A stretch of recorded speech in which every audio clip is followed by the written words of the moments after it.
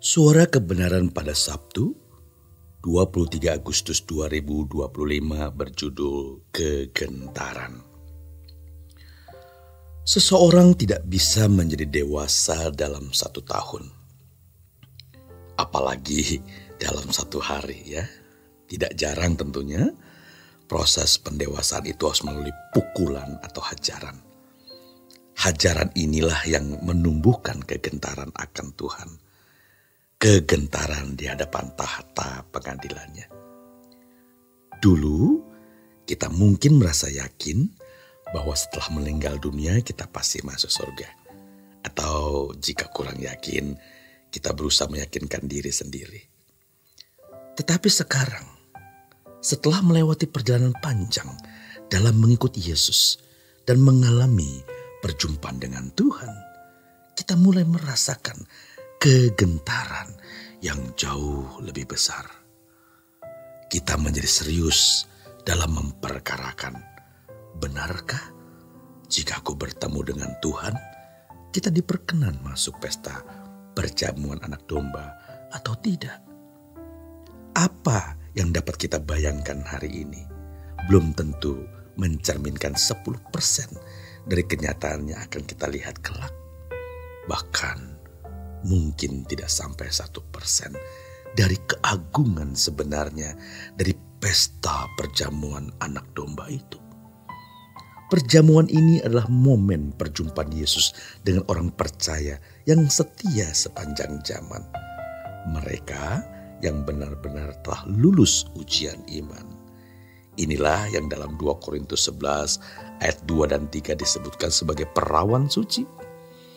Ya, yaitu orang percaya yang tak bercacat dan tak bercela, yang tidak dicemari oleh dunia, yang tidak terikat pada percintaan dan keindahan dunia.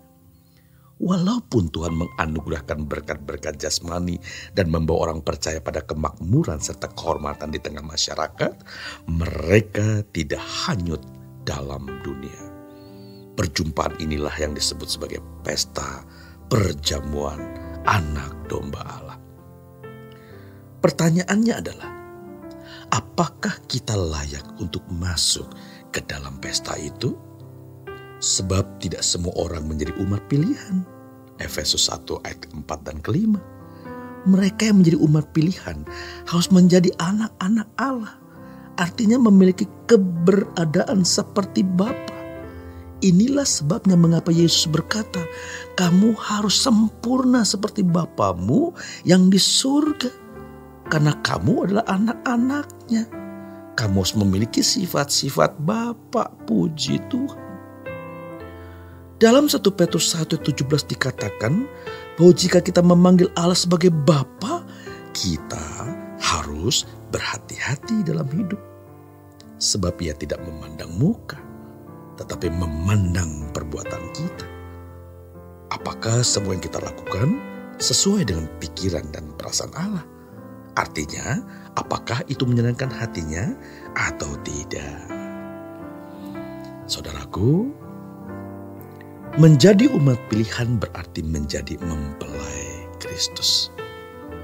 Dan standar mempelai adalah perawan suci, benar-benar tak bercacat dan tak bernoda, sebagaimana tertulis dalam 1 Tesalonika 3 ayat 13. Kiranya Dia menguatkan hatimu, supaya tak bercacat dan kudus di hadapan Allah dan Bapa kita pada waktu kedatangan Yesus Tuhan kita dengan semua orang kudusnya. Tuhan akan datang, saudaraku, bersama orang-orang kudusnya untuk menjemput orang kudus.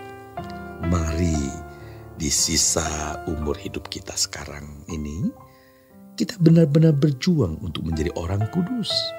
Berjuang untuk menjadi orang suci dan orang saleh di mata Tuhan. Meskipun kenyataannya sangat sedikit orang yang sungguh-sungguh mau berjuang untuk memiliki kesucian sesuai dengan standar Allah. Tetapi jika kita adalah umat pilihannya, maka kita tidak punya pilihan lain. Kita harus menjadi orang kudus. Kita juga harus optimis bahwa menjadi orang kudus bukanlah hal yang mustahil. Ya, ini adalah sebuah keniscayaan. keniscayaan saudaraku. Pembicaraan ini bukan dimaksudkan untuk menyombongkan diri loh. Ya, atau ingin menutupi dosa, bukan. Kita semua adalah orang berdosa. Tetapi mulai hari ini dan ke depan, kita harus sungguh-sungguh hidup tak bercacat dan tak bercela. Jangan sampai kita seperti 5 gadis yang bodoh. Ketika mengetuk pintu pesta perjamuan kawin, tidak diizinkan masuk. Atau seperti dalam perumpamaan tentang seorang bangsawan yang mengadakan pesta perjamuan, tetapi tamu yang datang tidak mengenakan pakaian pesta dan ia diusir. Cobalah kita renungkan hal ini dengan serius. Kita bisa saja berkeadaan seperti mereka, saudaraku. Tidak diperkenan masuk. Tidak diperkenan masuk. Waduh. Atau bahkan diusir dari pesta perjamuan karena tidak mengenakan pakaian pesta. Pakaian pesta itu menunjuk pada kesucian hidup, pada kelayakan hidup di hadapan Tuhan. Selamat berjuang saudaraku. Tuhan Yesus memberkati.